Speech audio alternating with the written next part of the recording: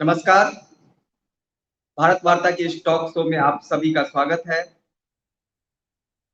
इस talk show के माध्यम से हम विभिन्न क्षेत्रों के उन शख्सियतों से बात करते हैं जो देश और राज्य के में किसी न किसी तरह से अपना असर छोड़ रहे होंगे। आज हमारे साथ बात करने के लिए मौजूद है वह शख्सियत जो देश की राजनीति का एक बड़ा चेहरा है, जिनके नाम बेहद ही कम उम्र में केंद्र में मंत्री बनने का रिकॉर्ड रहा है। जी हाँ, सैयद शाहनवाज हुसैन, जो अभी वर्तमान में बिहार सरकार के उद्योग मंत्री हैं, भाजपा के राष्ट्रीय प्रवक्ता हैं। आज हम उनसे आत्मनिर्भर बिहार की चुनौतियों और समाधान पर बात करेंगे, क्योंकि आज जिस तरह से कोरोना महामारी ने हम सभी को प्रभावित किया है, हम सभी इस विभीषिका से परेशान हैं और इस विभीषिका ने एक बड़ी चुनौती सामने खड़ा कर दी है। वो सबसे बड़ी चुनौती है आजीविका की। आजीविका की चुनौती इसलिए भी क्योंकि खास करके यह बिहार के लिए चुनौती बड़ी है, गंभीर है, क्योंकि बिहार में रोजगार की संभावनाएं कम है, जिसके कारण पलायन और पीड़ा यह बिहार के लिए बहुत पहले से यह चुनौती रही है और ये चुनौतियां कोरोना काल में बढ़ गई है। हम बात करेंगे शाहनवाज हुसैन जी से। उससे पहले हम स्वागत करना चाहेंगे शाहनवाज हुसैन जी का। स्वागत है शाहनवाज जी। जी शुक्रिया सर, आपसे हम लोगों ने पहले भी बात करने की कोशिश की थी, लेकिन आपने कहा था कि जब कुछ काम कर ले उसके बाद हम बात करेंगे। आज कोरोना का दौर है, बिहार की चुनौतियां बढ़ गई है। क्या कुछ किया है अभी आपने अपने, क्योंकि 100 दिनों का सफर भी आपका पूरा हो चुका है लगभग, तो क्या कुछ किया है और क्या कुछ करने की योजना है? सबसे पहले आप बताएं, उसके बाद हम लोग बात करें। देखिए, कोरोना की बहुत बड़ी चुनौती और कोरोना की चुनौती में जो टॉप प्रायोरिटी है वो है लोगों की जिंदगी को बचाना। जान है तब जहान है। बिहार में लॉकडाउन है और लॉकडाउन को हम लोगों ने अभी 5 दिन के लिए और बढ़ाया है, 1 तारीख तक इसको किया है। इसमें जब मुझे आदेश हुआ मेरी पार्टी का, मेरे प्रधानमंत्री नरेंद्र मोदी जी का, कि बिहार जाना है और वहां पर उद्योग विभाग का काम संभालना है, तो मैं पार्टी का वफादार सिपाही हूँ। 1986 से भारतीय जनता पार्टी में हूँ। जो भी मैं आज जहां भी हूँ वो मैं अपनी पार्टी की वजह से हूँ। और जब भी पार्टी ने मुझे कोई भी हुक्म दिया है उसको हमने माना है। तो पार्टी का ये हुक्म हुआ कि आप बिहार में जाकर इस जिम्मेदारी को संभालें, तो ये जिम्मेदारी उद्योग विभाग की पार्टी ने दी है। और इसको मैंने 10 तारीख को ऑफिस ज्वाइन किया था और 22 तारीख को 100 दिन हो गए। इसमें हम तो पहले ही हमने एक बात कही थी कि उद्योग विभाग से बहुत अपेक्षा है, क्योंकि पिछला जो चुनाव हुआ वो सब उद्योग और रोजगार पर ही चर्चा हुई। अ, किसी ने कहा कि 10 लाख देंगे, हम लोगों ने कहा कि निजी और प्राइवेट सेक्टर को मिला के 19 लाख देंगे। तो ये हमारे माननीय मुख्यमंत्री नीतीश कुमार जी जो बिहार के मुख्यमंत्री बने, उनके एजेंडा में सबसे ऊपर उद्योग और रोजगार है। और मेरा सौभाग्य है कि उन्होंने उद्योग विभाग का जिम्मा मेरे सर दिया है। और जब ये विभाग मुझे मिला तभी चर्चा हुई। किसी मेरे मित्रों ने, मुझसे बहुत प्यार करने वाले लोग हैं, तो किसी ने कहा बहुत छोटा विभाग दिया, किसी ने कहा बड़ा दे दिया, और तरह तरह की बातें हुई। मैंने उसी दिन कहा था काम छोटा या बड़ा नहीं होता, जो लोग सेवा के लिए आते हैं उनके लिए जिम्मेदारी बड़ी होती है और हौसला बड़ा होता है। तो बिहार में श्री बाबू के बाद उद्योग एक तरह से रुक गया। कांग्रेस के दौर में भी नहीं हुआ और पीछे भी 15 साल जो आरजेडी की हुकूमत थी उस वक्त की कोई मैं चर्चा नहीं करना चाहता, क्योंकि हम भी 15 साल से हैं। तो हम लोगों ने भी, हमारे मुख्यमंत्री ने बहुत कोशिश की, क्योंकि रिकंस्ट्रक्शन ऑफ बिहार था जिसमें पानी, बिजली, सड़क, सड़क में गड्ढा भरना, गांव गांव में बिजली पहुंचाना। मुझे याद है कि जब मैं भागलपुर से सांसद बना सरकार बनने के बाद 5 के बाद 6 में, तो सबसे बड़ी चुनौती होती थी कि बिजली कैसे पहुंचे सब लोगों को, और बिजली कट जाए तो सांसद का पुतला जला देते थे। और हम लोगों ने अकाउंटेबिलिटी ले ली, मतलब कोई आसान काम नहीं था। उस वक्त यही काम बहुत बड़ा लगता था, लोग कहते थे साहब बिजली लाके दिखाइए, और उसको हम लोगों ने कोशिश की। उसके बाद सड़क ठीक करा के दिखाइए, तो हम लोगों ने कोशिश की कि सड़क अच्छी बने, पुल अच्छा बने, इन सारी चीजों की कोशिश हुई।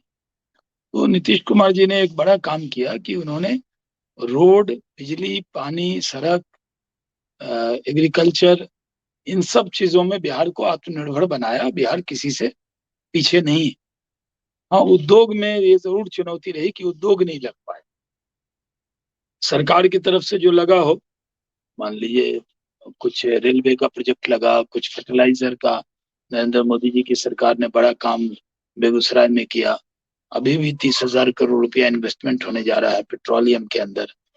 तो जब 30,000 करोड़ होगा तो उससे बड़ा उद्योग पेट्रोकेमिकल इंडस्ट्री का लगेगा बेगूसराय के आसपास, उस समस्तीपुर के इलाके के आसपास, उसके नजदीक में लगेगा। तो बहुत उपेक्षा भी रही।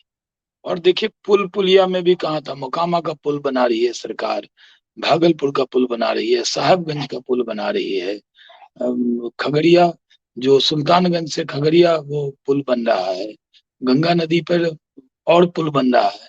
तो बहुत काम हुआ है। कई बार जो बहुत निगेटिव सोच के लोग होते हैं वो कहते हैं साहब क्या काम हो रहा है। काम हो रहा है, नजर जैसी होगी नजरिया वैसा ही होगा। जिस रंग का, जिस झंडे का चश्मा पहन लेते हैं लोग, उसी झंडे का कलर दिखाई देता है।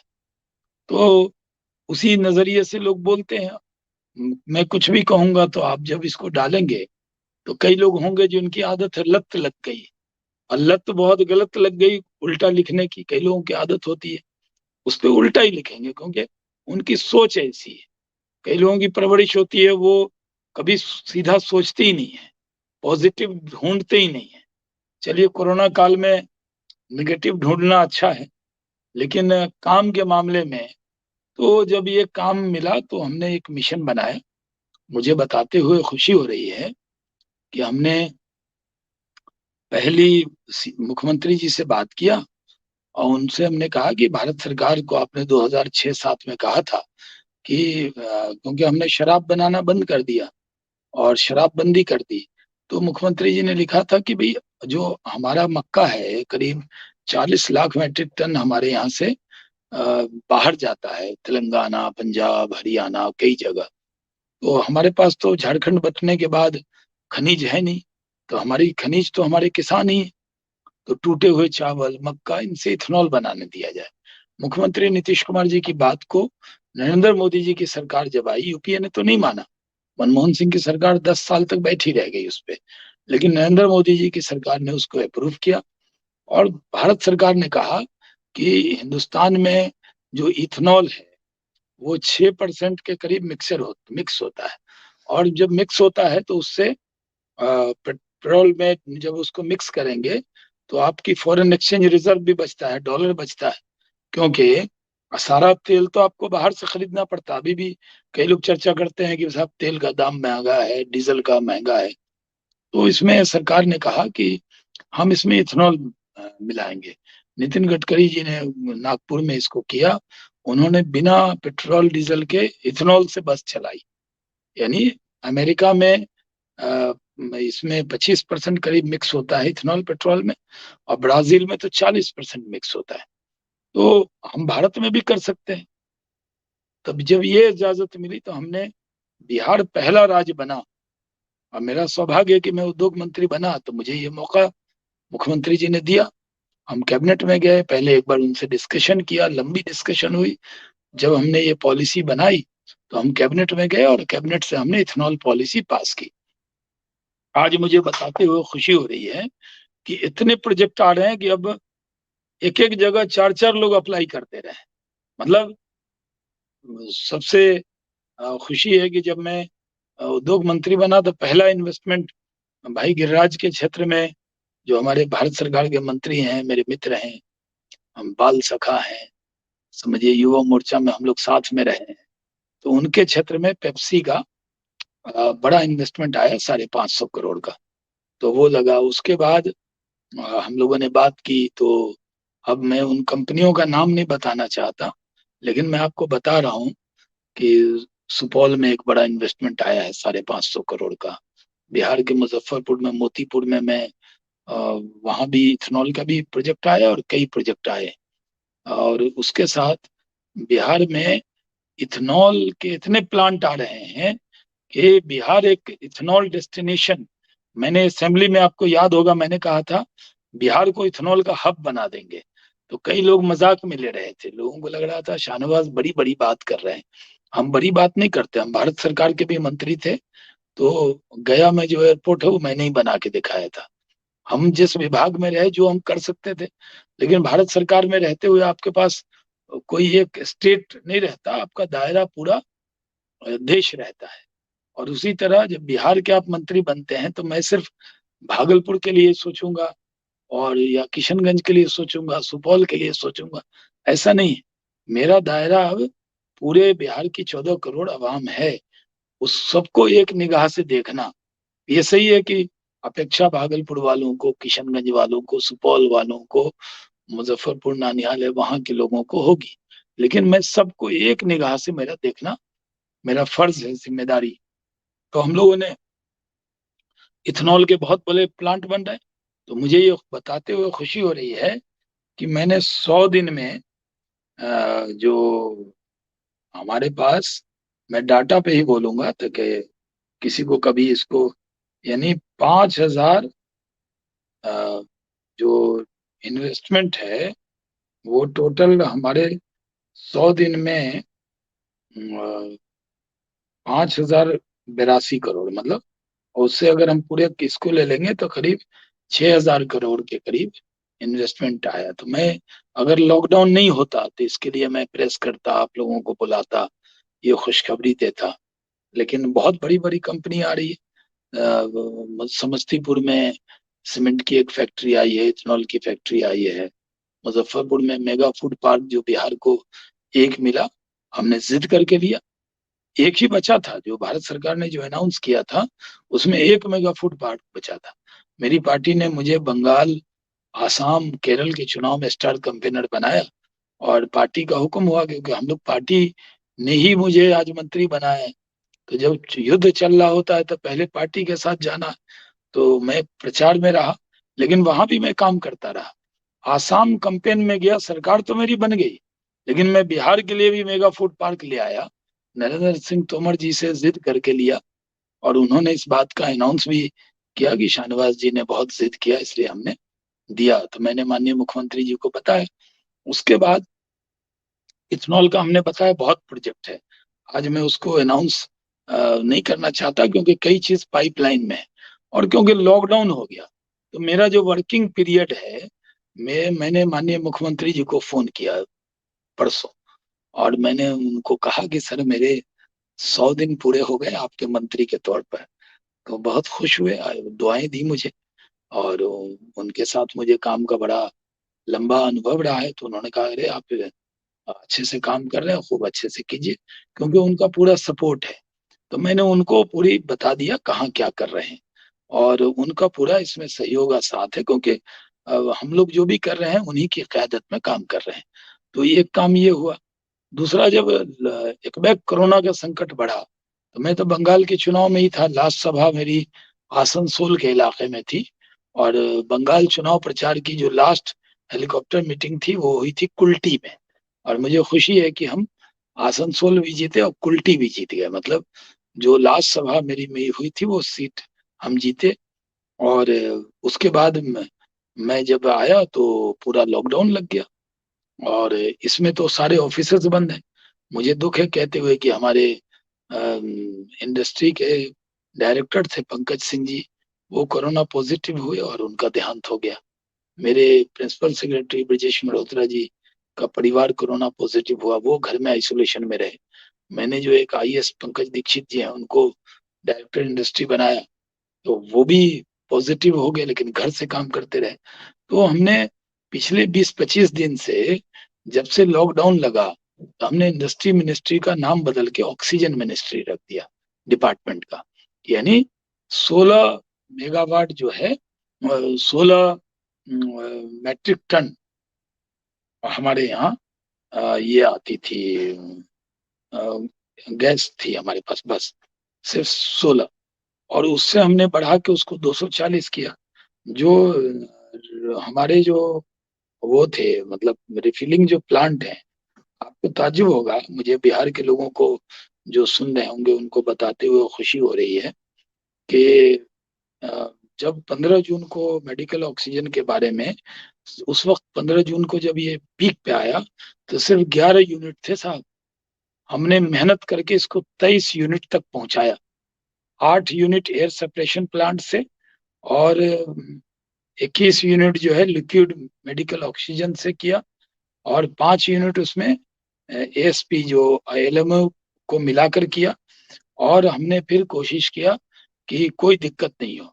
आपने देखा होगा दिल्ली जैसे बड़े बड़े हॉस्पिटल में, कर्नाटक में गंगाराम हॉस्पिटल, बत्रा हॉस्पिटल, और गोवा में ऑक्सीजन की सप्लाई बंद हो गई, जिससे कई लोगों का देहांत हुआ। लेकिन मुझे इस बात की खुशी और तसल्ली, और बिहार के 14 करोड़ जनता का आशीर्वाद है कि और कहीं ऐसा नहीं हुआ कि ऑक्सीजन किसी ने मांगा, हॉस्पिटल ने नहीं पहुंचा। इतने अच्छे से हमारे ऑफिसरों ने, अधिकारियों ने उसको मेंटेन किया कि हम उसको करने में कामयाब रहे। प्लस हमने हाजीपुर के अंदर एक बड़ा जो कोशिश कर रहे हैं कि 20 जून तक एक बड़ा मेडिकल ऑक्सीजन रिफिलिंग प्लांट हमने वहां पे बियाडा की तरफ से, अपने उद्योग विभाग की तरफ से किया। उसके बाद 10 जगह हमें स्वास्थ्य विभाग ने कहा कि आप लगाइए। तो हम 10 जगह, भागलपुर के नौगछिया से लेके गया के टेकारी के बीच में 10 अनुमंडल में, पहले हम दो, जो पहली शुरुआत है वो भागलपुर जिले के नौगछिया से है। तो हम 2 प्लांट पहले देखेंगे, ताकि जिसको और मिल रहा है वो कैसा लगा रहा है, और तुरंत उसको भी 10 लगा लेंगे। तो ऑक्सीजन के मामले में अभी हमने यहाँ पे शुरू किया। इसमें कल ही एक ऑक्सीजन प्लांट का 7 साल से बंद था, उसकी शुरुआत मैंने, मंगल जी ने और रामकृपाल जी ने और नीरज जी ने जो एमएलसी हैं उन्होंने मिलके की। उसके बाद हम लोगों ने पूरी कोशिश की है कि ऑक्सीजन की कमी बिहार में नहीं हो, क्योंकि आप जानते हैं ऑक्सीजन ऐसा नहीं कि ले आए और टैंकर में आप बाहर छोड़ दें। तो अभी तो पूरा जोर है कि अगर तीसरा फेज भी आए तो इंडस्ट्री डिपार्टमेंट जो ऑक्सीजन को देखता है वो पूरी तरह कमर कस के तैयार है।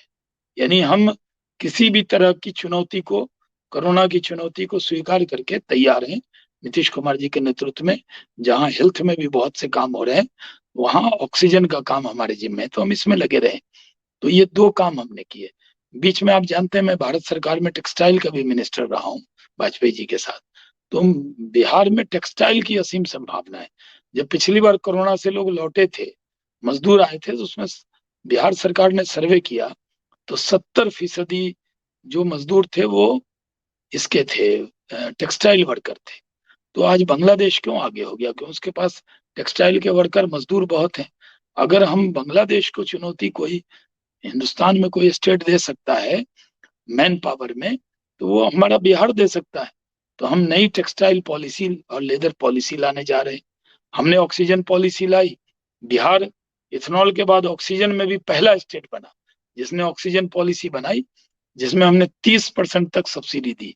अगर 10 करोड़ का प्लांट है तो सीधे 3 करोड़ हम सब्सिडी देंगे, इंटरेस्ट में 10% देंगे, उनका जो ब्याज है उसमें देंगे। बहुत अच्छी पॉलिसी बनी। पूरा देश उस पॉलिसी की नकल कर रहा है और हर राज्य उसको बना रहे हैं। अब हम टेक्सटाइल पॉलिसी, लेदर पॉलिसी बनाने जा रहे हैं। हम लॉजिस्टिक पार्क है उसकी पॉलिसी बनाने जा रहे हैं। हम फूड प्रोसेसिंग में मेगा फूड पार्क हो गया, और भी उसमें बहुत सी कंपनी आ गई। उन कंपनीज को हमने अभी जगह भी दी है, वो करने जा रहे हैं। तो हम लोग बहुत से काम करने जा रहे हैं। फिर जो नौजवान है, जो बहुत से लोग हैं जो रोजगार, इंजीनियर्स हैं, उन्होंने आईटीआई की है, ऐसे नौजवान हैं जो अपने जिन्होंने अच्छी पढ़ाई की है, उसके लिए हमारे पास एक योजना थी, अपने अनुसूचित जाति जनजाति के लिए 200 करोड़ देके हम लोगों ने बनाई थी। वो नीतीश कुमार जी की सरकार ने 18-19 में बनाई थी। 5 लाख ग्रांट और 5 लाख रुपया जीरो इंटरेस्ट लोन, यानी 10 लाख रुपया देते हैं, वो स्टार्टअप से काम शुरू कर सकते हैं। तो हमने ये योजना बनाई थी। फिर इलेक्शन से पहले उसमें अति पिछड़ा के लिए भी ये योजना माननीय मुख्यमंत्री जी ने मुख्यमंत्री अति पिछड़ा उद्यमी योजना बनाई। फिर जब मेरे जिम्मे उद्योग विभाग का चार्ज मिला तो हमने इसमें महिला के लिए और स्वर्ण जाति और जो पिछड़ा वर्ग इनके लिए 200 करोड़ की ये योजना बनाई, महिला के लिए और जो सामान्य वर्ग के लिए, यानी सामान्य वर्ग में उनके लिए मिला के। अब ये 1 जून से हम इसको लॉन्च कर रहे हैं। अभी तो लॉकडाउन तभी से है, तो उसके लिए सबको कंपनी बनानी होगी, रजिस्ट्रेशन कराना होगा। ये 3 महीने तक अप्लाई करेंगे ऑनलाइन, और जो जिला औद्योगिक केंद्र है वो लोग मदद करेंगे ऐसे नौजवानों को। तो करीब करीब हर जिले में 200 ऐसे उद्यमी तैयार होंगे जिनको हम 10 लाख रुपया तक देंगे। पहले हम 3 किस्त में देते थे, अब इसको हमने 2 किस्त में कर दिया है। फिर हमने बुनकर के लिए भी चिंता किया। खादी मॉल हम बनाने जा रहे हैं पूरे कमिश्नरी हेडक्वार्टर्स पे। आपने देखा होगा कि पटना में खादी मॉल कितना अच्छा है। वो 2-3 लाख रुपए बिकते थे रोज के। हमने सारे विधायक को भेजा, जो महिला विधायिका थी मैंने उनको पत्र लिखा, वो सब गई। 15-15 लाख रुपया होली पे सेल होने लगा। तो हम लोगों ने ये भी कोशिश की। तो देखिए, काम बड़ा है, चुनौती भी बड़ी है, लेकिन मेरा हौसला भी बड़ा है। मतलब हम बहुत बढ़ा चढ़ा के आपके इंटरव्यू में दावा नहीं कर रहे हैं, लेकिन हम ये कह रहे हैं कि SIPB जो है, उसमें जो पहला इन्वेस्टमेंट होता है, जो फेज 1, उसके लिए करीब 6,000 करोड़ के करीब अभी लोग आ चुके हैं। तो जो लॉकडाउन का पीरियड है, इसमें तो ना ऑफिस खुल रहे हैं, ना कोई आ रहा है, ना इन्वेस्टर आएगा। तो लैंड देखेगा ना कहाँ पे फैक्ट्री लगानी है, या वो देखेगा ना कि उसके लिए कौन सी जगह उपयुक्त होगी। तो जो वर्किंग डेज हैं लॉकडाउन के, उसको मैं निकाल लूंगा, और फिर 100 वर्किंग डेज, मतलब सैटरडे संडे मिला के उसका हिसाब हम जरूर बिहार की जनता को देंगे। पहले माननीय मुख्यमंत्री जी को देंगे और अपने पार्टी नेतृत्व को देंगे। और पूरी कोशिश कर रहे हैं कि हमने अभी गया में, मैं प्रभारी मंत्री भी हूँ उस इलाके का, गया का। तो हमने जब मंत्री थे तो एयरपोर्ट भी बना था, तो गया के लोगों को बड़ी अपेक्षा थी। तो हमने वहाँ कोशिश की है, करीब 2,000 एकड़ जमीन जो फ्रेट कॉरिडोर है वहां पर एक्वायर किया है। और उसके लिए पैसा भी हमें नीतीश जी ने दे दिया है, कैबिनेट ने दे दिया, और हम लैंड एक्वायर कर रहे हैं। और गया में, भागलपुर में, मुजफ्फरपुर में, दरभंगा में खादी मॉल, खादी हाट बना रहे हैं। हम अपने बुनकर को मार्केट भी देने की कोशिश कर रहे हैं। तो मेरे जिम्मे है बड़ा बड़ा उद्योग भी लगाना, और जीविका दीदी से लेके और गरीब बुनकर जो 500 रुपया, 800 रुपया, 1,000 रुपया कमाते हैं, उसकी फिक्र करने की भी जिम्मेदारी है। उद्योग विभाग लोग समझते नहीं है कि कितना बड़ा। MSME इसी में है, बुनकर इसी में है, खादी इसी में है, सारे उद्योग इसी के अंदर है, स्टार्टअप इसी के अंदर है, यानी फिल्म उद्योग भी इसी में है। तो हमने मनोज तिवारी जी से बात किया कि इतने भोजपुरी कलाकार हैं हमारे, तो क्या बिहार में भी फिल्म, मतलब भोजपुरी या फिल्म इंडस्ट्री इसमें ला सकते हैं। तो उन्होंने कहा कि नहीं, इसमें हम सहयोग कर सकते हैं। और भी बिहार के बहुत सारे सितारे हैं जिन पर बिहार के लोग गर्व करते हैं। पवन सिंह जी हैं, और भी बहुत लोग हैं, उन सब से भी बात करेंगे। तो कोई सेक्टर नहीं है, मुझे पता ही नहीं था कि, मैंने भी नहीं सुना था कि उद्योग विभाग इतना बड़ा विभाग है। जब मैंने इसका अपने प्रिंसिपल सेक्रेटरी साहब से कहा कि भाई आप बताइए कि हमारा जुडिक्शन क्या है, हम क्या कर सकते हैं इसमें, तो पता लगा कि इसमें हैंडलूम भी है, हैंडीक्राफ्ट भी है, खादी भी है, इसके अंदर बुनकर भी है, सबकी चिंता हमको करनी है। तो बहुत बड़ी जिम्मेदारी है। और ये केंद्र में भी जो मैंने काम किया है, 6-6 विभाग में काम किया है, लेकिन वहां इतना काम नहीं था जितना काम यहाँ करना है। क्योंकि आप जानते हैं घर में काम करना कितना मुश्किल होता है। तो बिहार के लोगों को इतनी उम्मीद है तो मैं तो यही, जो लोग आपका ये प्रोग्राम देख रहे हैं, मैं उनसे कहता हूँ, मैं अभी इलेक्शन नहीं है, अभी नीतीश कुमार जी की सरकार पूरे 5 साल इंशाल्लाह चलने वाली है, उसमें कोई दिक्कत दुश्वारी नहीं है। अभी सिर्फ आप दुआ करें कि मैं आपकी उम्मीदों पे खड़ा उतरूं। जब मैं मंत्री बना था, मैंने असेंबली में भी कहा, तो बारी सिद्दीकी साहब ने कहा था कि इनको आए हैं, इनको कुछ मौका देते हैं। तो मैंने असेंबली में भी कोट किया था, मैंने कहा थोड़ा मौका दीजिए। तो हमने तो कहा था कि हम 100 दिन में ही दिखाएंगे। तो मैं सेटिस्फाइड हूँ। अगर ये कोरोना का पीरियड नहीं होता तो ये आंकड़ा और ज्यादा आगे ले जाता। लेकिन मैं जो ऑनलाइन बात कर रहा हूँ, क्योंकि देखिए जो भी इन्वेस्टर आएगा, वो कुछ लोकल भी इन्वेस्टर है, बाहर से भी आएंगे, तो जो आएगा उसको जमीन देखना होगा। तो अभी तो कहीं जा ही नहीं सकता। तो लॉकडाउन का जो पीरियड है, उसको जैसे बिहार खुलेगा, समझिए बिहार के नौजवानों की भी किस्मत खुलेगी। लेकिन कोरोना काल में भी मैं एक रूम में बैठकर ही वर्चुअल सब काम को कर रहा हूँ। जैसे आपसे बात कर रहा हूँ, वैसे और लोगों से। आज भी मैंने 3-4 उद्योगपति से वर्चुअल मीटिंग की है, और हमने सबसे कहा है कि बिहार में अमन अमान है, शांति है, एक अच्छे मुख्यमंत्री हैं, एक अच्छी सरकार है, डबल इंजन की सरकार है, प्रधानमंत्री नरेंद्र मोदी जी का आशीर्वाद है। आप आइए बिहार। बिहार के बारे में जो फिल्मों में दिखाया गया, जो बड़ी इमेज खराब की हमारी फिल्म वालों ने, मुझे बड़ी शिकायत है। मैंने कई डायरेक्टर से कहा कि जो भूमि है गुरु गोविंद सिंह जी की, जो भूमि है भगवान महावीर की, भगवान बुद्ध की, जो मौलाना मजहरुल हक की, जो लोकनायक जयप्रकाश नारायण की भूमि है, जो राजेंद्र प्रसाद जी की भूमि है, जो श्री बाबू की भूमि है, उस भूमि को आप लोगों ने इतना बदनाम किया। आज जो भी इन्वेस्टर हमारे आते हैं, वो बिना सिक्योरिटी के घूम के आते हैं। अब बाद में मैं उनसे कहता हूँ कैसा लगा, बोले साहब हमें तो बिहार के बारे में इतना गलत गलत प्रचार था।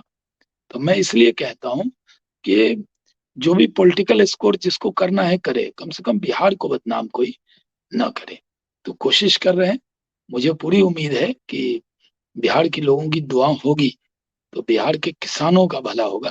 क्योंकि इथेनॉल की जितनी फैक्ट्री लगेगी, गन्ना, मक्का, चावल, ये सब के जितने किसान हैं, इनको रेट मिलेगा।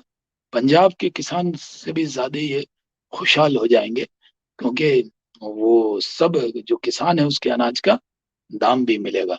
तो कोशिश हो रही है, और मुझे पूरी उम्मीद है कि इंशाल्लाह ये कोशिश मेरी कामयाब होगी। शर्मा जी, आपने बहुत ही विस्तार से अपने 100 दिन का रिपोर्ट कार्ड दिया, और मुझे लगता है बहुत सारे आपकी कार्य दिख भी रहे हैं। लेकिन क्या यह नहीं कहा जा सकता है कि जितनी बातें आपने बताई, जितनी योजनाओं का जिक्र किया, जितनी योजनाएं शुरू किए गए हैं, क्या यह औद्योगिकरण का स्याह चेहरा चमकता हुआ कहा जा सकता है बिहार के लिए? क्योंकि आज भी अगर उद्योग लगेंगे, अगर उद्योग पहले से भी नहीं लगे हैं, तो आज भी जो पलायन का हुआ था, पलायन रिवर्स, फिर से लोग वापस लौट करके गए। तो क्या आपको नहीं लगता है कि इतने प्रयास अभी नाकाफी हैं, बहुत कुछ करने की जरूरत है? क्योंकि आपने जैसा कि कहा कि बहुत सारे लोगों ने कहा कि छोटा मंत्रालय दिया गया है, लेकिन ये हमारा मानना है और पूरे बिहार में, ये नहीं देश का मानना है, कि उद्योग विभाग से बड़ा और भारी भरकम विभाग शायद ही कोई हो। क्योंकि रोजगार की जितनी संभावनाएं उद्योग के क्षेत्र में है, उतने सरकारी किसी भी क्षेत्र में नहीं है, क्योंकि सरकारी क्षेत्र में तो सीमित संभावनाएं। तो कैसे आप ये करेंगे कि जो हमारे यहाँ के लोग जाते हैं दूसरे राज्यों में जाकर फैक्ट्रियां में काम करते हैं, हमारे यहाँ के लोग फैक्ट्रियां भी दूसरे जगहों पर खोल रहे हैं। मेडिकल सेक्टर में जितने बड़े नाम हैं वो हमारे बिहार के हैं। वहां काम करने वाले 80 से 90% लोग या मैनेजमेंट के लोग बिहार के हैं, लेकिन वे बिहार क्यों नहीं आ रहे? आप उन्हें बिहार लाने में या बिहार में आमंत्रित करने में अभी तक सफल क्यों नहीं हो पा रहे? इस पर आपकी क्या प्रतिक्रिया? नहीं देखिए, एक तो 100 दिन का हिसाब नहीं है, मैंने बता दिया कि उसमें लॉकडाउन के भी दिन है। तो लॉकडाउन का तो आप हिसाब नहीं लेंगे मेरे से, क्योंकि लॉकडाउन में तो एक ही चीज है, ऑक्सीजन का हिसाब है, वो मैंने आपको दिया। क्योंकि हम उद्योग विभाग ऑक्सीजन डिपार्टमेंट हो गया था इंडस्ट्री डिपार्टमेंट से, अभी भी हम उसी पे ऑक्सीजन हर जगह लगे, इसी पे काम ज्यादा कर रहे हैं। तो लॉकडाउन में जो लॉकडाउन का पीरियड है उस पीरियड को निकाल के हम आप लोगों को बुलाएंगे और हिसाब दे देंगे। आज तो मैंने मोटे तौर पे एक आपको बता दिया कि असेंबली चली करीब 1 महीने, बंगाल, आसाम और केरल का चुनाव चला, मैं तीनों जगह प्रचार में भी था, लेकिन फिर भी मैं काम करता। जैसे बंगाल में मैं हेलीकॉप्टर से उतरता था और सीधे होटल आके 3-4 उद्योग से जुड़े हुए लोगों को बुला के बात करता था। आसाम में मेगा फूड पार्क के लिए नरेंद्र सिंह तोमर जी वही कैंप किए हुए, तो उनसे बात की और अचीवमेंट ले लिया। अगर मैं आसाम कैंपेन में नहीं गया होता और उनसे रोज नाश्ते के टेबल पे बहस करके ये न लिया किया होता तो शायद वो नहीं मिल पाता हमें। तो वो काम किया। तो अभी जो लॉकडाउन का पीरियड जैसे उसको जोड़ लिया जाएगा, मतलब मैंने कहा ना लॉकडाउन पीरियड को छोड़ के जैसे वो उसको हिसाब जरूर देंगे हम। मैं मेरी एक आदत रही है, मैं भारत सरकार में भी जब मंत्री के तौर पर काम किया तो मैं सालों नहीं गिनता हूँ, मैं उसको 100 डेज, 200 डेज, 300 डेज, ईयर्स, ऐसा अपना टारगेट बनाता हूँ। ऐसा नहीं कि मुझे कहा जाता है कि तुम ये बनाओ, लेकिन मैं अपना शेड्यूल ऐसे बनाता हूँ। और आपने एक बहुत अच्छी बात कही फार्मास्यूटिकल के बारे में, मैंने उस सिलसिले में बातचीत शुरू कर दी है, लेकिन क्या है ना, मैं सब कुछ बता दूंगा तो नजर लग जाएगी। और आप जानते हैं कि कोई सेक्टर ऐसा नहीं है। तो आपने सही कहा कि सब तो उद्योग से ही जुड़ा होना। अब बहुत से लोग हैं जो बायोगैस में आ रहे हैं, पेपर मिल के लिए बहुत से लोगों ने अप्रोच किया है, बहुत से लोगों ने जो साबुन, मैं भी आपको बता ही दूं कि महुआ के पास जो राजा पागर का इलाका है वहां पे एक बड़ा इन्वेस्टमेंट आ रहा है, 400-450 करोड़ का। वो सर्फ, साबुन, ये टमाटो केचप, ये सब की एक बड़ी कंपनी आ रही। एक सीमेंट की कंपनी समस्तीपुर में है, एक बांका जा रही है, ऐसी बहुत सी है। तो मैं ये कहता हूँ कि जब तक स्टेज 1 पे नहीं बता रहा हूँ, जब तक वो स्टेज 1 होता है जो आप उन्होंने पहले प्रक्रिया पूरी करके हमारे यहाँ अप्लाई कर दी, हमने उसको इजाजत दे दी। अब लैंड और बैंक फाइनेंस इन दोनों के बाद आएंगे तो स्टेज 2 होगा, फिर हम कैबिनेट जाएंगे। तो हम चाहते हैं कि ये जो लॉकडाउन का पीरियड है इसमें सबको कह रहे हैं कि भाई स्टेज 2 की तरफ जाइए। जिन्होंने जमीन नहीं देखी है, जैसे हमारे कुछ उद्योगपति हैं जो इथेनॉल लगाना चाहते हैं, लेकिन वो भागलपुर के इलाके में जाना चाहते हैं, किशनगंज के इलाके में जाना चाहते हैं, तो मधुबनी के लोहट के इलाके में जाना चाहते हैं, शकरी के इलाके में जाना चाहते हैं, जहां जहां चीनी मिल की जितनी जमीन थी, करीब 2,500 एकड़ जमीन हमें ट्रांसफर हो गई। तो वो 2,500 एकड़ जमीन पर तो हमने उद्योग ही लगाना है। और भी जहां पर जमीन नहीं है वहां एक्वायर करके वहां औद्योगिक क्षेत्र बनाना है। तो बिहार में बहुत संभावना है। अगर बद्दी में और सब जगह हिमाचल में सारी कंपनी फार्मास्यूटिकल में, तो बिहार के ही लोग किंग हैं उसके फार्मास्यूटिकल के, वो क्यों नहीं आए इस पर चर्चा मैं नहीं करूंगा आज, क्योंकि आप जानते हैं मैं किसी की आलोचना नहीं करता। लेकिन वो जो नहीं आए उनको लाना मेरी जिम्मेदारी है। तभी तो प्रधानमंत्री जी ने मुझे बिहार भेजा है, तभी तो नीतीश जी ने मुझे उद्योग विभाग का काम दिया। तो इसको करना है। अब कोई सेक्टर ऐसा नहीं है जिसमें बिहार के लोग आगे नहीं है। अगर आप कहेंगे आईटी मेरे जिम्मे नहीं है, लेकिन एज ए इंडस्ट्री अगर कोई आईटी में इन्वेस्टमेंट करने आएगा और बियाडा से लैंड मांगेगा तो क्या उसको हम क्या उपलब्ध करा सकते हैं? तो हमारे जिम्मे नहीं, लेकिन जो मंत्री होता है ऑन बिहाफ ऑफ कैबिनेट होता है, बिहाफ ऑफ गवर्नमेंट होता है। मैं ये नहीं कह सकता ये मेरा विभाग नहीं है। मेरे जो सहयोगी जो भी मंत्री हैं उनसे बातचीत करेंगे मैं। और आईटी में भी बहुत संभावनाएं हैं। तो हर सेक्टर को छूने का काम करेंगे, इरादा हमने बनाया है, और देखिए इंशाल्लाह कामयाब होंगे। आपने कहा इरादा बनाया, इरादा नेक है, लेकिन एक बात है कि जब भी यहाँ आपने मेडिकल सेक्टर के लोग यहाँ नहीं आ रहे, बहुत सारे आपके भागलपुर में नौगछिया में बियाडा से बहुत सारी फैक्ट्रियों को जमीन आवंटित हुई थी, लेकिन वे फैक्ट्रियां बंद हो गई। तो आखिर कारण क्या? क्या एक बात जो बिहार के संदर्भ में कहा जाता है कि यहाँ लाल फीताशाही, अफसरशाही, तो क्या इसे आप दूर करने के लिए क्या कोई हेल्प डेस्क बनाने के लिए, या जो सिंगल विंडो सिस्टम की पारदर्शिता, उद्योग संगठन के लोग बोलते हैं कि सिंगल विंडो सिस्टम की पारदर्शिता नहीं है, तो क्या इसके लिए देखिए, आपने क्या योजना बनाई? कल की बात छोड़िए, अब नया दौर है और नई कहानी लिखने की कोशिश कर रहे हैं। क्योंकि अ, हमने इथेनॉल में लिखा है पॉलिसी के अंदर। मुख्यमंत्री जी के यहाँ जब कैबिनेट से पहले बैठक हो रही थी तो हुआ 1 वीक। तो हमने उसमें कहा कि 1 वीक में ऐसा भी हो बीच में दुर्गा पूजा आ जाए, कुछ आ जाए। तो सीएम साहब ने कहा लिखिए 7 वर्किंग डेज। यानी अगर आप अप्लाई करते हैं तो हम सारे डिपार्टमेंट को एक जगह बैठा रहे हैं। लॉकडाउन नहीं होता तो हम आपको बुला के दिखाते, वो चाहे लेबर डिपार्टमेंट हो, इन्वायरमेंट हो, सबको। अब इन्वायरमेंट में एक प्रक्रिया होती है, एक नोटिस जाता है, उसके बाद वो इतने टाइम में मिलता है, वो तो एक अलग है। लेकिन जितनी क्लियरेंस है वो 7 वर्किंग डेज में हम दे देंगे। जैसे किसी ने अप्लाई किया, एक दिन फाइल नहीं रोका साहब। अभी मेरे पास एक भी प्रपोजल पेंडिंग नहीं है जो आया, सब एसआईपीबी ने क्लियर किया और मुझे तुरंत बताया। दूसरा, किसी को अगर कोई इन्वेस्टर हमारे यहाँ आता है, अब हमें इन्फॉर्म करता है, तो आपको पता है क्या होता है? हम एयरपोर्ट पे उसके लिए गाड़ी भेजते हैं, एक नोडल ऑफिसर भेजते हैं, उसको बुलाते हैं, उसको गाड़ी जमीन दिखाते हैं, उसको विभाग में अपने डिपार्टमेंट में बुलाकर और अधिकारियों से मीटिंग कराते हैं, उसको चाय पिलाते हैं, खाने का वक्त है तो खाना खिलाते हैं, बिहार के बारे में अच्छा इंप्रेशन देकर फिर सेटिस्फाइड करके उसको बिहार से भेजते हैं। तभी तो लोग इतने आ रहे हैं। तो कोशिश हो गई है, कोई दिक्कत अब नहीं है। हम लोग वार्ड फुटिंग पे काम कर रहे हैं। माननीय मुख्यमंत्री नीतीश कुमार जी का पूरा आशीर्वाद है, उनकी दुआएं हैं, उनका पूरा भरोसा है। क्योंकि उनके साथ मैंने केंद्र में भी काम किया है, वो मेरी क्षमता से वाकिफ है। तो उन्होंने मुझे खुली छूट दी है कि आप ज्यादा से ज्यादा इंडस्ट्री लगाने के लिए काम कीजिए। जब फाइनल बात हो जाती है तो पहली सूचना हम माननीय मुख्यमंत्री जी को देते हैं कि ये चीज हो गया है, अब ये हम इसको करने जा रहे हैं। तो बहुत खुश होते हैं वो। तो मैं उनको अ, कई चीजों की, देखिए आखिर सरकार में तो सरकार के वो मुखिया हैं, हर मंत्री अच्छा काम करेंगे तो यश तो उनको भी मिलेगा। तो हम सब टीम वर्क में उनके नेतृत्व में, कैप्टन तो वही है, काम कर रहे हैं।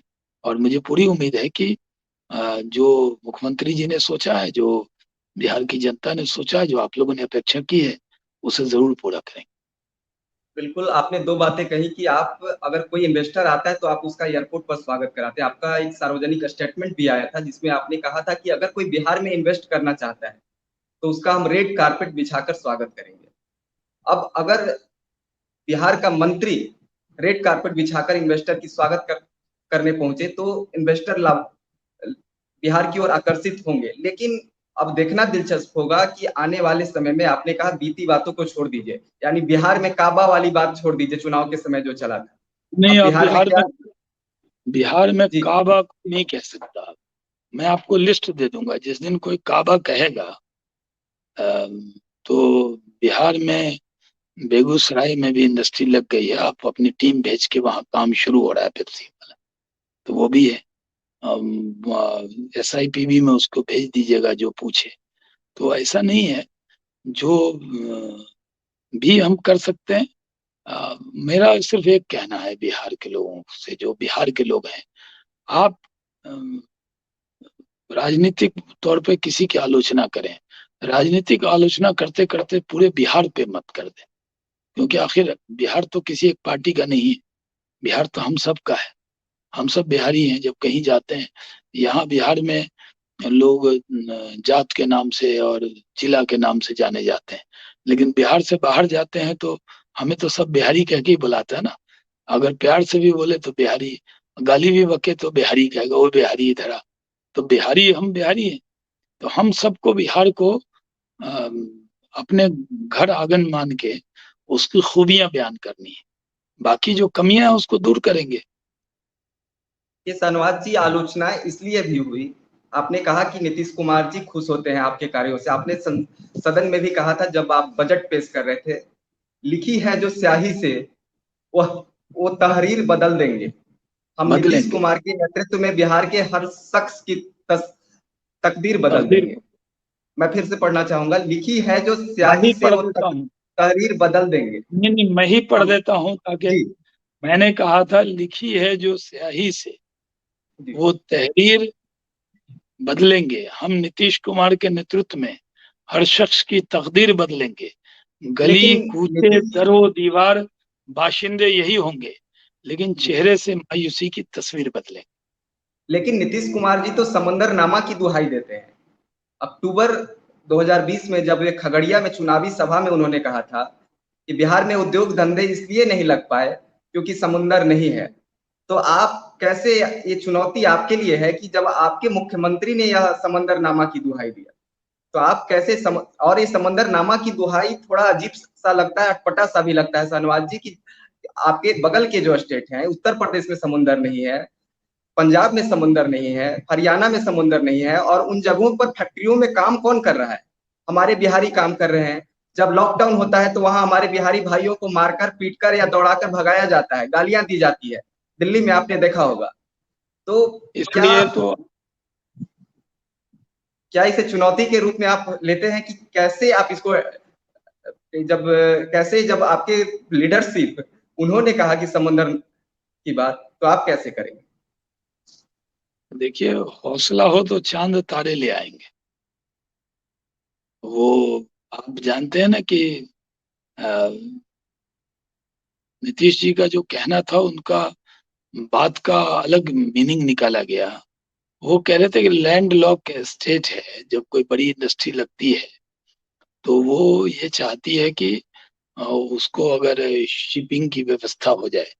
तो हम बिहार में गंगा नदी पे वहां से हल्दिया जाए सामान, इसके लिए भी हम ड्राई पोर्ट की व्यवस्था में लगे हैं।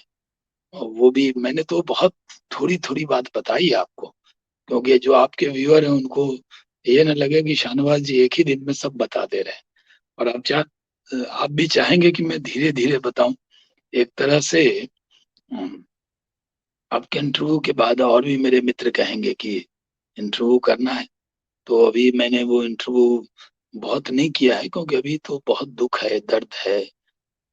हमारे भी कई जानकार, अम, जो कई जानकार, कई रिश्तेदार और कई मेरे दोस्तों की डेथ हुई है इसमें कोरोना काल में। तो इस वक्त तो ज्यादा उसी पे चिंता हो रही है। लेकिन इस वक्त इतना जरूर कह सकता हूँ कि बिहार भी तरक्की करके दिखाएगा, क्योंकि कोरोना काल में बिहार के लोगों ने बहुत दुख झेला। उनको अगर 2 रुपए कम भी मिलेंगे तो वो बिहार में आके काम करेंगे। और स्किल लेबर है, हमारे बिहारी मजदूर सिर्फ गिलावा मिट्टी धोने वाले मजदूर नहीं है। जो बिहार के लोग बाहर गए हैं, नीतीश कुमार जी ने जब पिछली बार मजदूर लौटे तो जो उनको रोका था इसमें स्कूल्स में, तो एक सर्वे करा करा लिया था। वो बड़ा काम आ रहा है। उसमें हमने पूछा था कि आप क्या करते थे। तो जब पूछा तो आप देखिए, कई क्लस्टर बेतिया में बना, कई जगह चनपटिया में बना। बहुत बढ़िया काम हो रहा है, आप लोगों को जाके देखना चाहिए। कोरोना को चुनौती को अवसर में बदला। वहां के लोग आए, जो काम वो चंडीगढ़ में करते थे, जो कहीं और करते थे, पंजाब में करते थे, वो काम यहाँ करने लगे स्टार्टअप के तौर पे। हमने उनकी मदद भी की है। डिस्ट्रिक्ट एडमिनिस्ट्रेशन को उसके लिए पैसा दिया गया, 70-70 लाख रुपए दिए कि भाई कोई अगर आपको मदद के लगे तो उसको कीजिए। तो वो किया गया। तो हमारे स्किल लेबर है। बिहारी अब सिर्फ मजदूर नहीं है ईंटा ढोने वाला। बिहारी जहां भी काम कर रहा है वो दिमाग वाला बिहारी है। अरे भाई, नालंदा और विक्रमशिला सबसे ओल्डेस्ट यूनिवर्सिटी कहाँ थी? बिहार में ही। तो आखिर अकल में भी हम किसी से कम तो है नहीं। तो हम लोग जहां भी हैं वो अच्छा काम कर रहे हैं। और मैं तो असेंबली में भी कहा था, आपको याद होगा, कि मैं पूरे दुनिया में जो बिहार के लोग मेरी बात सुन रहे हैं वो आए और अपने बिहार की सेवा में लगे। मैंने शपथ ली है कि बिहार को तरक्की दिलाने की, उद्योग मंत्री के तौर पे। मैं ओथ से बंधा हूं, ये मेरी ड्यूटी है। लेकिन आपने तो ओथ नहीं लिया है। लेकिन बिना ओथ के आपकी भी ड्यूटी है कि बिहार में ज्यादा से ज्यादा लोगों को, जो बातें मैंने आपको बताई, ये बातें ज्यादा से ज्यादा पहुंचे। ऐसी कोशिश तो हम लोगों को करनी पड़ेगी। और ये कहेंगे, मैं आपसे बस यही कहता हूँ कि छोड़िए, क्यों लगा नहीं लगा इस पे तो सेमिनार होगा, घंटों लग जाएंगे। लेकिन अब लगना है। और मान लीजिए किसी पार्टी का विधायक होता है, चाहे वो आरजेडी के हों, कांग्रेस के हों, मेरे पास तो सब लोग फोन करते हैं, उनके इलाके में कोई काम होता है तो मैं उनको इन्फॉर्म करता हूँ ये उद्योगपति जा रहे हैं, ये आपके इलाके में उद्योग लगाएंगे, ये आपकी ड्यूटी है कि इनको कोई दिक्कत ना हो। बड़े खुश होते हैं वो। तो मैंने कहा ना कि मैंने असेंबली में भी कहा था, पार्टी का नेता, मैं नेशनल स्पोक्स पर्सन हूँ, पार्टी की केंद्रीय चुनाव समिति का सदस्य हूँ, इलेक्शन में हर बार कंपेन का जिम्मा रहता है, स्टार कंपेनर बन के जाता हूँ। लेकिन जब मैं उद्योग मंत्री हूँ तो मेरा नजरिया व्यापक होना चाहिए, यानी सबको लेकर चलने का होना चाहिए। उसमें मैं कोई पार्टी पॉलिटिक्स, जिला, ये सब डिवीजन, ये जिला, इस इलाके में लगाऊं, इस इलाके, जहां भी उद्योगपति उद्योग लगाना चाहेंगे मैं कोशिश करूंगा कोई जिला अछूता न रहे जहां उद्योग न लगे। ऐसी कोशिश करने में तो किसी को एतराज नहीं है, हम कोशिश कर रहे हैं और इसमें पूरा सपोर्ट माननीय मुख्यमंत्री का है। और जो हमारी पार्टी है उसने तो मुझे उद्योग विभाग ही मेरे जिम्मे किया है, तो कुछ सोच के किया होगा। तो उनकी उम्मीद पे भी खड़े उतरना है। अपने प्रधानमंत्री जी ने जो मुझे बिहार का जिम्मा दिया, हमारे राष्ट्रीय अध्यक्ष नड्डा जी ने बिहार में ये काम दिया, तो उस काम को बखूबी अंजाम देना है। मैं तो पार्टी का सिपाही हूँ। जब पार्टी ने कम उम्र में काम दिया था, वो 99 में भारत सरकार में काम दिया और 2019 में बिहार सरकार में काम दिया, तो हर जगह जो काम देती है पार्टी तो करना ही है। और पार्टी ने कुछ सोच कर ये जिम्मा दिया, उस पर कोशिश करूंगा खड़े उतरने का। धन्यवाद जी। मैं अंतिम सवाल आपसे पूछना चाहूंगा। मैंने एक बार आज से लगभग 10 वर्ष पूर्व पटना एयरपोर्ट पर आपको मीडिया से बात करते हुए यह कहते सुना था कि शाहनवाज हुसैन जो बोलते हैं वो पूरी बीजेपी बोलती है, यानी शाहनवाज हुसैन जो भी बोलते हैं पूरी जिम्मेदारी के साथ बोलते हैं। तो मैं क्या भारत प्रवक्ता हूँ वार्ता मैं। के माध्यम से शाहनवाज हुसैन जी पूरी जिम्मेदारी के साथ कहेंगे कि शाहनवाज हुसैन जी बिहार के सफल उद्योग मंत्री साबित होंगे, न कि राजनीति के? क्योंकि चर्चा ऐसी है कि शाहनवाज हुसैन जी को बिहार में इसलिए भेजा गया है क्योंकि वे राजनीति के उद्योग मंत्री साबित होंगे। आप एक प्रखर और प्रबल प्रवक्ता रहे, आप इसकी निहितार्थ को समझ सकते हैं कि हम क्या कहना चाह रहे हैं। जो आप इतना हेवी वर्ड कह रहे हैं वो जी आपके श्रोता समझे, उसके लिए आपको मैं नहीं समझाऊंगा, वो तो आप मतलब मेरा समझाना संदर्भ होगा। यह है कि जी। लोगों के बीच चर्चा है, राजनीतिक गलियारों में यह चर्चा है कि भाजपा के एक चेहरा के तौर पर, क्योंकि जब भी विकल्प के रूप में भाजपा बिहार में इसलिए नहीं देखिए उभर मैं पा रही है आपको कि एक बता मुख्यमंत्री का कोई चेहरा नहीं है। नहीं, मेरे देखिए नीतीश कुमार जी 2024 तक हमारे माननीय मुख्यमंत्री हैं, लोगों ने उनको चुना है, उनके नेतृत्व में काम करना है। इसमें नरेंद्र मोदी जी चुनाव से पहले और चुनाव के बाद हमारे राष्ट्रीय अध्यक्ष नड्डा जी, अमित शाह जी ऐलान कर चुके हैं। तो इसमें किसी को कोई, हम लोग बहुत पुराना रिश्ता है और नीतीश जी के साथ तो मेरा 99 से रिश्ता है। मैं 98 में वो मैंने पहली बार मेरी दूर से मुलाकात हुई थी उनसे किशनगंज में, जब मैं वहां 98 में लोकसभा का चुनाव लड़ा था और बहुत कम वोट से रह गया था। तो गाइसल की ट्रेन दुर्घटना हुई थी और नीतीश जी वहां रेल मंत्री के तौर पे साइट पे आए थे। तो मैं तो चुनाव लड़ा था, मेरी कोई बहुत बड़ी पहचान नहीं थी कि नीतीश जी मुझे पहचाने। लेकिन जब मैं किशनगंज से जीता, तब उस वक्त तो कोई बहुत बड़े नेता, क्योंकि वो सीट ऐसी थी कि कोई प्रचार में भी बड़े नेता नहीं आते थे। प्रमोद महाजन जी आए थे और सुशील मोदी जी आए थे और उमा भारती जी आई। तो जब मैं जीत के गया, मंत्री बना, तब से मेरा उनका परिचय हुआ। तब से वो मैंने उनको बहुत रेस्पेक्ट दिया है बड़े भाई के तौर पे। तो अभी वो तो कर ही रहे हैं, उनके नेतृत्व में हम लोग काम कर रहे हैं। लेकिन ये जो आपने कहा ना कि भरोसा दिलाना, मैं मुझे जो काम मिलता है, जो मैंने आपसे कहा था, जो एयरपोर्ट पे आपने सुना होगा, तब आप बहुत यंग रहे होंगे 10 साल पहले, जब आपने मेरी वो स्टेटमेंट को सुना होगा। मतलब कि अगर मैं कह रहा हूं तो मैं प्रवक्ता हूं, मेरी बात पार्टी की बात है, यानी बीजेपी। कई बार आप, मैं कह दूं कोई बात तो आप लिखेंगे बीजेपी ने कहा या शाहनवाज ने कहा, तो अब बीजेपी ने कहा ये भी लिख सकते हैं। तो स्पोक्स पर्सन को सब बातें जिम्मेदारी से कहनी होती है। मेरी कोई निजी राय, जब तक आप पार्टी के तर्जुमान हैं तो आपकी निजी राय कुछ नहीं हो सकती, आपको हर राय पार्टी की तरफ से देनी है।